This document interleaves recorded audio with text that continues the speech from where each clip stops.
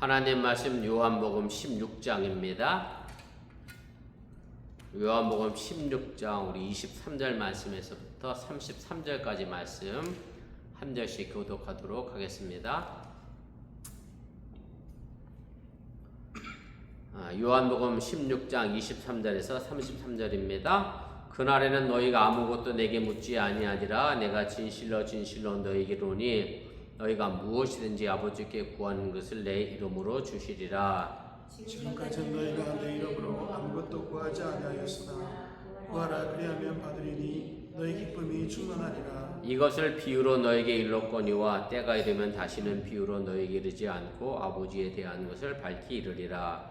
그날에 너희가 내 이름으로 구할 것이요 내가 너희를 위하여 아버지께 구하겠다 하는 말이 아니니 이는 너희가 나를 사랑하고 또 내가 하나님께로부터 온 줄 믿었으므로 아버지께서 친히 너희를 사랑하심이라. 내가 아버지에게서 나와 세상에 왔고 다시 세상을 떠나 아버지께로 가노라 하시니 제자들이 말하되 지금은 밝게 말씀하시고 아무 비유로도 하지 아니하시니 우리가 지금에야 주께서 모든 것을 아시고 또 사람의 물음을 기다리시지 않는 줄을 아나이다.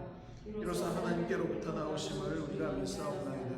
예수께서 대답하시되 이제는 너희가 믿느냐. 보라 너희가 다 각각 제 곳으로 흩어지고 나를 혼자 둘 때가 오나니 벌써 왔도다. 그러나 내가 혼자 있는 것이 아니라 아버지께서 나와 함께 계시느니라.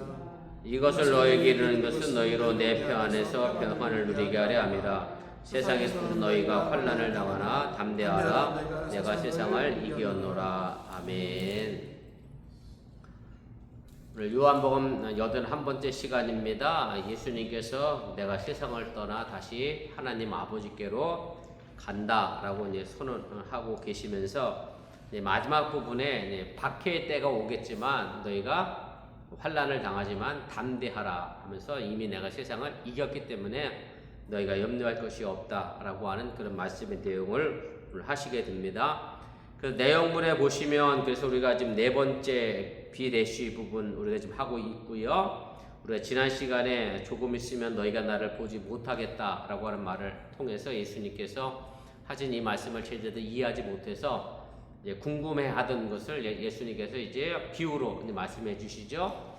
해산하는 여인에 관련된 비유를 말씀하시면서 십자가의 고통이 지금 놓여 있지만 그러나 그 십자가가 지나고 나면 부활의 영광이 오기 때문에 오히려 더 큰 기쁨을 누리게 될 것이다 라고 이제 말씀을 해 주셨고, 오늘은 우리가 B대시와 그 다음에 A대시 부분을 함께 하겠습니다. 그래서 예수님께서 내가 세상을 떠나서 다시 하나님 아버지께로 간다 다시 한번 분명하게 이제 말씀하시고요.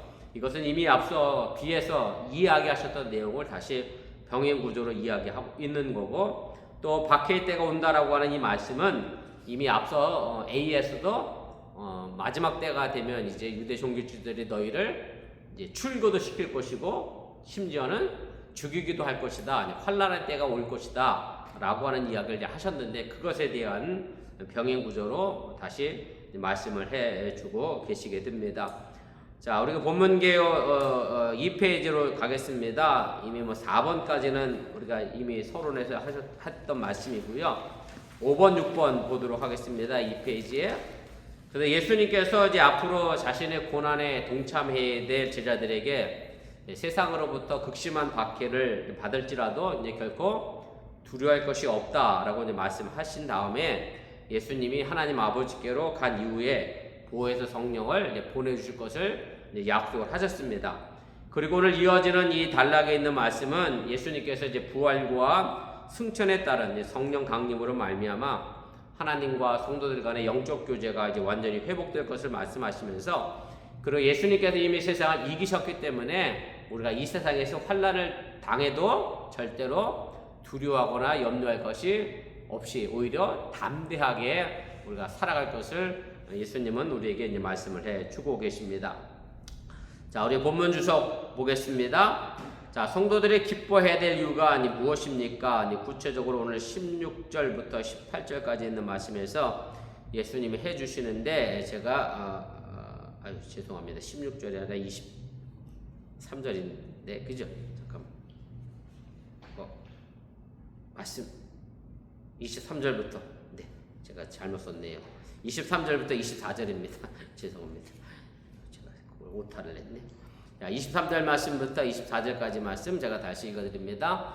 그날에는 너희가 아무것도 내게 묻지 아니하리라. 내가 진실로 진실로 너희에게 이르노니 너희가 무엇이든지 아버지께 구하는 것을 내 이름으로 주시리라. 지금까지는 너희가 내 이름으로 아무것도 구하지 아니하였으나 구하라 그리하면 받으리니 너희 기쁨이 충만하리라. 예수님께서 이제 자신이 하나님 아버지께로 돌아가 난 이후의 일들에 관하여 이제 그날에 대해서 너희가 내게 아무것도 묻지 아니했다라고 이제 앞서 이제 말씀을 하셨습니다. 그리고 제자들이 가지고 있는 그 의문에 대하여 자신들이 서로 이야기하고 있을 때에 이제 예수님께서 그 의문에 대하여 이제 말씀하시면서 이제 의문이 생기게 되면 예수님께서 직접 이제 물을 수는 없지만 예수님께서 승천하시고 이 땅에 계시지 않을 그날에 대하여 말씀을 해 주시게 됩니다. 그래서 오늘 여기 그날이라고 하는 단어가 나오는데 뭐 사실은 성경에서 그날 그러면 대부분 어느 때를 얘기하느냐면 종말의 때 혹은 뭐 세상 마지막 때를 이야기를 합니다만은 오늘 여기서 그날은 사실은 이제 종말의 때를 이야기하는 게 아니라 예수님의 십자가 사건 이후에 오순절 성령 강림의 날을 예수님께서 직접 가르쳐 주고 계시고 있는다라고 하는 얘기입니다. 그래서 이제 예수님께서 하늘나라로 가셔서 아버지께로 가셔서 지금은 이제 물을 수 없지만 그러나 성령님이 오시게 되면 그 의미를 깨달아 알게 해주시기 때문에 굳이 묻지 않아도 그 말씀의 의미를 다 깨닫게 하신다라고 하는 그런 얘기고요. 그래서 오늘 여기서 묻지 않는다라고 하는 이 말의 의미가 예수님과 뭐 완전한 단절의 관계를 의미하는 것이 결단코 아니라 성령님께서 강림하시게 되면 제자들 마음속에 깨달아 알게 해주시는 것 때문에 그리고 그 뜻을 또 기억나게 하시기 때문에 그래서 굳이 묻지 않아도 된다라고 하는 것을 말씀을 해 주시게 됩니다. 그리고 실제 오순절 성령 강림 이후의 사건에서 이제 제자들이 이제 성령 충만해서 나가서 복음을 전하면서 예수님의 부활의 소식을 전하면서 이것을 이미 다 알고 깨달아서 이제 전하였던 실제적인 모습을 우리가 이제 알게 되고요. 그래서 어쨌든 자신들이 해야 될 사명에 대하여 성령 강림 이후에 예수님께 굳이 묻지 않아도 무엇을 해야 할지를 알고 나가서 복음을 전하는 일에 매진하게 되었다라고 하는 얘기입니다. 4번입니다. 그래서 아무 질문도 하지 않을 특권 외에 이제 제자들에게는 예수님과 함께 연합된 자들이기 때문에 예수님의 이름으로 아버지께 기도하면 그 기도를 다 들어주신다라고 확신 있게 직접 예수님이 말씀을 해주고 계시고 제자들에게도 그 부분에 관하여 확신을 심어주면서 이것은 사실은 제자들만 가지고 있는 유일한 특권이다라고 이야기할 수가 있습니다. 사실은 이 특권이 우리에게도 이제 주어져 있는 그런 특권이라고 하는 얘기고요. 그래서 예수를 믿는 우리는 예수님의 이름으로 하나님께 기도하고 그리고 그 기도를 통하여 우리가 이 땅에서 응답받는 그런 역사를 우리가 만들어갈 수 있다라고 하는 얘기고 그래서 무엇이든지 구하면이라고 하는 이 말씀에 대해서는 제가 이미 앞서 설명드렸습니다만은 내 욕심껏 구하는 모든 기도를 의미하는 게 아니라 하나님의 뜻을 이루는 기도에 한해서 하나님께서 다 우리의 기도를 응답해 주신다라고 말씀을 하셨고 또 우리가 그 예수님의 이름으로 말미암아 우리가 또 마지막 때 하나님의 보좌 앞에 담대히 나아갈 수 있는 그런 은혜를 덧입게 된다고 하는 사실 또한 여러분들이 잊지 마시기를 바랍니다. 제가 각주 6번하고 이제 7번 달아드렸는데 보시면 거기서 예수님의 이름으로 우리에게 주신 은혜의 특권이 무엇이냐라고 하는 얘기인데요.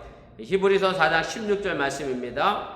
그러므로 우리는 긍휼하심을 받고 때를 따라 돕는 은혜를 얻기 위하여 은혜의 보좌 앞에 담대히 나아갈 수 있게 됐다라고 하는 얘기고요. 그 다음에 마태복음 7장 7절 8절 말씀 여러분들이 이미 잘 알고 계신 말씀이죠. 구하라 그리하면 너에게 주실 것이요 찾으라 그리하면 찾아낼 것이요 문을 두드리라 그리하면 너에게 열릴 것이니 구하는 이마다 받을 것이요 찾는 이에게는 찾아낼 것이요 두드리는 이에게는 열릴 것이니라. 그래서 우리가 일단 예수님의 이름의 특권을 가지고 있기 때문에 뭘 해야 하느냐? 구하고 찾고 문을 두드리는 일을 해야 되는데 간혹 그런 분들 계십니다. 예수님의 이름에 특권만 믿으면서 구하지도 않고 찾지도 않고 눈을 두드리지도 않으면서 왜 하나님이 내게 응답하지 않으시냐라고 불평하시는 분들이 간혹 계신데 아닙니다. 예수님의 이름이 특권이 있다 할지라도 우리가 해야 할 일은 해야 합니다. 구하고 찾고 두드리는 일은 우리가 해야 한다는 사실을 여러분들이 잊지 마시기를 바랍니다.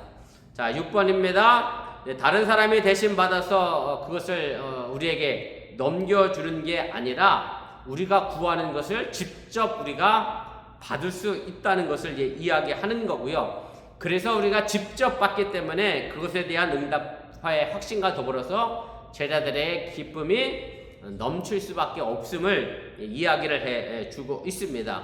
그래서 기도의 결과로 오는 충만한 기쁨이 스스로 만들어낸 인위적인 것이 아니라 하나님께로부터 주어지는 그런 기쁨이기 때문에 사실은 세상의 환경에 좌지우지되지 아니하는 기쁨이라고 하는 사실을 여러분들이 기억하시고, 그래서 이것을 우리가 결단코 또한 빼앗길 수 없는 기쁨이라고 하는 것을 여러분들이 잊지 마시기를 바랍니다. 자, 2번입니다. 비유가 아니라 밝히 말씀하신 이유는 무엇입니까? 오늘 25절부터 28절까지 말씀입니다. 이것을 너의 비유로 너에게 일렀거니와 때가 이르면 다시는 비유로 너에게 이르지 않고 아버지에 대한 것을 밝히 이르리라. 그날에 너희가 내 이름으로 구할 것이요 내가 너희를 위하여 아버지께 구하겠다 하는 말이 아니니 이는 너희가 나를 사랑하고 또 내가 하나님께로부터 온 줄 믿었으므로 아버지께서 친히 너희를 사랑하심이라. 내가 아버지에게서 나와 세상에 왔고 다시 세상을 떠나 아버지께로 가노라 하시니. 예수님께서 사실은 이제 그동안 제자들에게 여러 가지로 이제 비유로 말씀해 주셨습니다.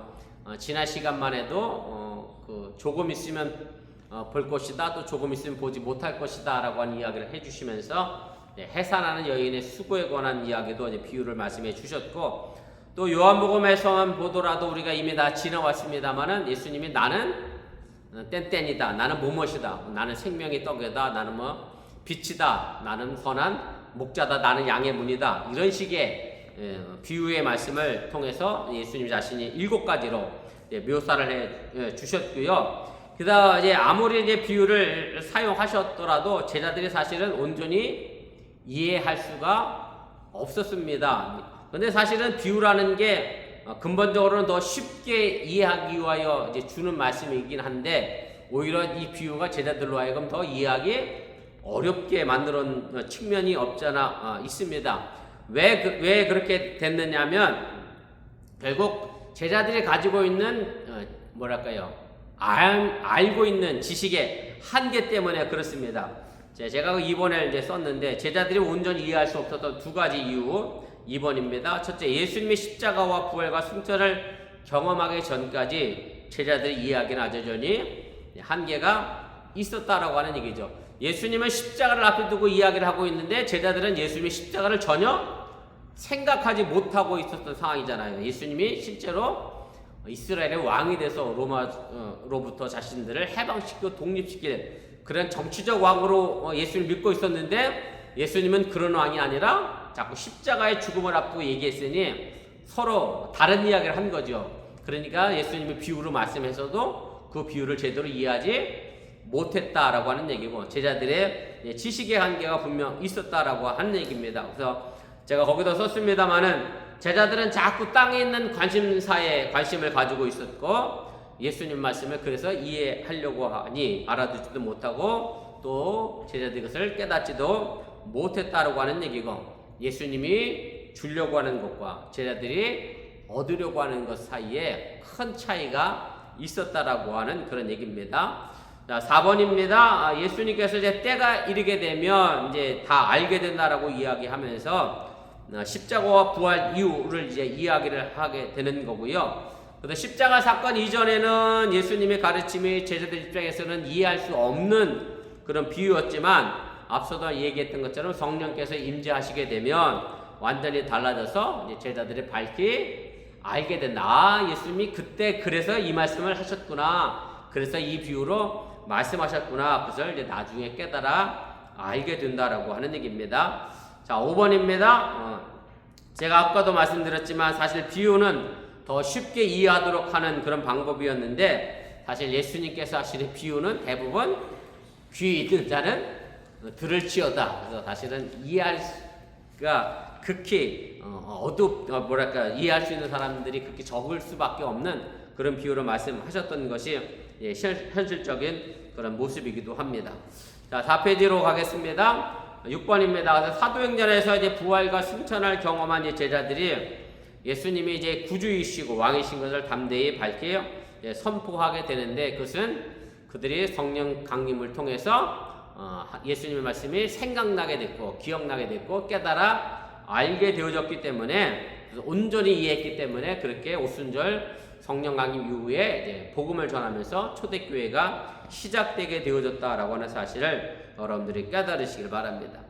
자, 이어 예수님은 이제 제자들에게 또 다른 특권, 이제 기도에 대하여 다시 한번 이제 반복하십니다. 아까도 직접 구함으로 말미암아 얻게 되고, 그래서 그 기쁨을 빼앗기지 않을 것이다라고 얘기했는데, 여기서 다시 한번 이제 기도에 관한 이야기를 하시게 되고요. 여기도 이제 그날이 나옵니다. 여기도 그날은 예수님의 십자가와 부활과 승천 이유를 가르치는 그런 단어고, 이제 그날이 되면 예수님이 제자들을 위해서 기도해 주는 것은 물론이고, 또한 제자들이 직접 하나님께 나와 기도할 수 있다라는 것을 이야기를 하시게 됩니다. 물론 당연히 예수님은 우리를 위하여 중보하시지만, 우리가 더불어서 또한 하나님께 직접 구하고 간구할 수 있는 자격과 그런 특권이 우리에게 주어졌다라고 하는 얘기고요. 그것은 여러분들이 잘 알고 계시지만, 예수님께서 십자가에서 돌아가실 때에 성전 안에 성소와 지성소를 가로막고 있던 휘장이 이제 찢어지게 되잖아요. 사실은 성소와 지성소는 서로 가려져 있어서 제사장만, 그것도 대제사장만 1년에 한 번 들어가 직접 하나님을 대면했었는데, 예수님 십자가에서 돌아가심으로 그 휘상이 찢어짐으로 말미암아 더 이상 대제사장의 도움이 아니라 직접 우리가 하나님께 기도할 수 있는 특권을 얻게 되어졌다라고 하는 것. 그래서 우리가 직접 하나님께 기도하는 그런 특권이 주어졌다라고 하는 사실을 여러분들이 또한 깨달으시기를 바랍니다. 그래서 예수님께서 이 일이 가능하게 된 근거에 관하여 오늘 27절에서 이렇게 말씀하십니다. 이는 너희가 나를 사랑하고 또 내가 하나님께로부터 온 줄 믿었으므로 아버지께서 친히 너희를 사랑하심이라. 그래서 결국 누가 기도할 수 있느냐라고 묻는다라고 하면 대답은 간단합니다. 하나님을 사랑하는 사람만이 기도할 수 있습니다. 사랑하지 않는 사람은 기도할 수 없다라고 하는 얘기고, 예수님이 하나님께로부터 오는 것을 믿은 사람, 그리고 하나님이 나를 사랑하는 것을 믿는 사람만이 하나님께 기도할 수 있다라고 하는 얘기고, 그래서 그것을 알지 못하는 사람은 하나님을 향하여 기도하지 않는다라고 하는 얘기입니다. 자, 그러면 왜 예수님을 사랑하고 믿으면 우리가 하나님의 사랑을 받고 또 기도 응답을 받게 되느냐? 그것이 오늘 28절에 있는 말씀으로 예수님이 이렇게 대답을 해 주십니다. 내가 아버지에게서 나와 세상에 왔고 다시 세상을 떠나 아버지에게로 가노라. 그래서 예수님께서 이 땅에 오셔서 하나님의 말씀대로 순종하셔서 3년의 공생애를 살다가 다시 십자가에서 돌아가시고 부활 승천하셔서 아버지께로 가시는 이런 순종 때문에 결국 하나님을 향한 믿음이 우리에게 주어진 사랑으로 응답되어진다라고 하는 것을 여러분들이 깨달으시기를 바라고요. 그래서 제가 그 10번 마지막 땅에 이렇게 썼습니다만 보시면, 그래서 하나님은 예수님을 잘 믿고 따르고 사랑하는 자의 기도를 신실하게 응답해 주십니다. 그래서 우리가 예수님을 잘 믿고 신실하게 따르게 되면 하나님은 우리의 기도를 응답해 주시게 된다라고 하는 얘기입니다. 자, 마지막 3번입니다. 환난을 당하나 이겼노라 라고 하는 말씀은 무슨 뜻입니까? 오늘 29절부터 33절까지 있는 말씀 읽어드립니다. 제자들의 말하되 지금은 밝히 말씀하시고 아무 비유로도 하지 아니하시니 우리가 지금에야 주께서 모든 것을 아시고 또 사람의 물음을 기다리시지 않는 줄 아나이다. 이로써 하나님께로부터 나오신 우리가 믿사옵나이다. 예수께서 대답하시되 이제는 너희가 믿느냐? 보라, 너희가 다 각각 제 곳으로 흩어지고 나를 혼자 둘 때가 오나니 벌써 왔도다. 그러나 내가 혼자 있는 것이 아니라 아버지께서 나와 함께 계시느니라. 이것을 너희에게 이르는 것은 너희로 내 안에서 평안을 누리게 하려 함이라. 세상에는 너희가 환난을 당하나 담대하라. 내가 세상을 이기었노라. 자, 제자들은 예수님의 말씀을 듣고서 이렇게 얘기합니다. 이제야 우리가 알겠습니다. 그리고 나서 이제 우리도 믿습니다. 라고 하는 단어를 대답을 하게 되는데, 비유로 말씀하실 때는 잘 몰랐는데 이제 밝히 말씀하시니까 이제 우리가 알아듣겠다 라고 이야기를 하게 됩니다. 그래서 제자들이 알게 된 것은 여기서 이제 두 가지를 알게 됐다고 이야기를 하게 됩니다. 첫째는 주님께서는 모든 것을 아시는 분을다, 이것을 알게 됐다라고 하는 얘기고, 두 번째로 예수님은 사람의 물음을 기다리지 않는 분이다 라고 이야기하며 알게 됐다라고 하는 얘기입니다. 예수님이 사람의 물음을 기다리지 않는다라고 하는 이야기는 지난주에 우리가 이야기했잖아요. 예수님이 또 조금 있으면 너희가 나를 보지 못할 것이고 또 조금 있으면 나를 볼 거다 이야기를 했더니 자기들끼리 서로 이게 무슨 뜻인지 수근수근 됐잖아요. 그랬더니 예수님이 그것에 대하여 직접 설명을 해 주셨습니다. 예수님께 물어보지도 않았는데 예수님이 그걸 알고 설명해 주셨기 때문에 제자들이 이제 그 부분에 관한 이야기하는 겁니다. 예수님은 굳이 우리에게 묻지 않으셔도 우리를 다 아셔서 그 어려운 질문을 대답해 주셨다라고 이야기하고 있는 거고요. 자, 3번입니다. 그러면서 이게 두 가지를 알았고, 그러면서 자신들이 또 믿는 것에 대한 이야기를 하게 됩니다. 뭘 믿느냐면 예수님이 하나님께로부터 나온 분임을 알고 고백하면서 그것을 믿는다라고 이야기를 하게 됩니다. 그래서 지금 제자들에게 예수님은 하나님이 보내신 분이고, 그래서 이 모든 것을 다 아시는 분으로 믿게 됐다라고 하는 얘기입니다. 자, 4번입니다. 그래서 예수님도 제자들이 이제 충분히 알고 믿고 있다고 생각했느냐, 이 부분인데, 그래서 예수님께서 이렇게 묻습니다. 이제는 너희가 믿느냐라고 물으시는데, 이것은 약간 반문하는 의미의 질문입니다. 예수님 보기엔 아직도 제대로 잘 알지 못하고 잘 믿지 못하는 것처럼 보였기 때문에 그렇게 반문하고 물으신 것이고요. 예수님을 믿는다는 것이 있을 수 없는 것에 관하여 그 다음 구절을 보면 우리가 분명하게 알게 됩니다. 32절 말씀인데 5페이지에 가 있습니다. 보세요. 보라, 너희가 다 각각 제 것으로 흩어지고 나를 혼자 둘 때가 오나니 벌써 왔도다. 하나님께로부터 예수님이 오신 걸 알고 예수님이 모든 것 다 알고 있다고 믿었는데, 결과적으로 보면 제자들은 어떻게 했어요? 예수님이 십자가에서 돌아가셨을 때 다 흩어져 도망가고 예수님 혼자 두는 일이 생겨났다라고 하는 얘기입니다.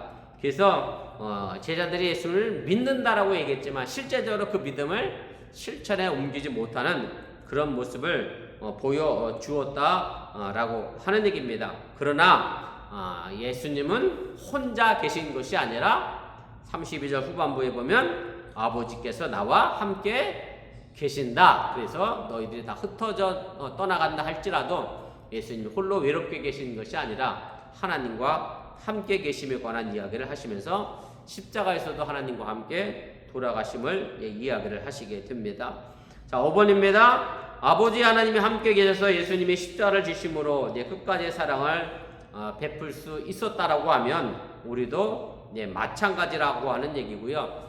하나님께서 예수님과 십자가에서 끝까지 함께 하셔서 예수님의 그 십자가를 잘 감당했던 것처럼 지금도 하나님은 우리와 동일하게 함께 하고 계시다라고 하는 사실을 여러분들이 잊지 마시고, 하나님이 함께 계시기에 그래서 그리스도인답게 여러분들이 살아갈 수 있기를 주님의 이름으로 간절히 부탁을 드립니다.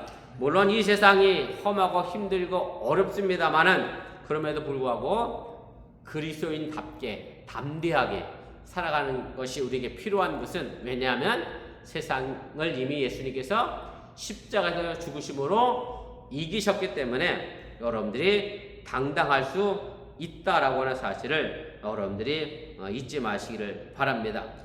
7번입니다. 예수님은 제자들이 환난 앞에서 주눅들거나 흩어질 필요가 없다라고 말씀합니다. 평안과 기쁨은 도망하고 부인하고 흩어짐을 통해서 얻어지는 것이 아니라 담대한 자에게 찾아온다라고 하는 얘기고, 제자들의 담대할 수 있는 근거는 내가 세상을 이겼다라고 하는 주님의 말씀에 근거하고 있음을 여러분들이 잊지 마시길 바랍니다. 믿음으로 사는 자는 예수님이 승리자가 되신 것처럼 우리도 승리자가 될 수 있음을 여러분들이 믿고 오늘도 담대하게 세상을 향하여 나아갈 수 있기를 주님의 이름으로 간절히 축원을 드립니다. 기도하겠습니다. 우리 말씀을 기억하며 1분여 정도 우리 합심해서 함께 기도하겠습니다. 예수님께서 제자들을 떠나 하나님 아버지에게로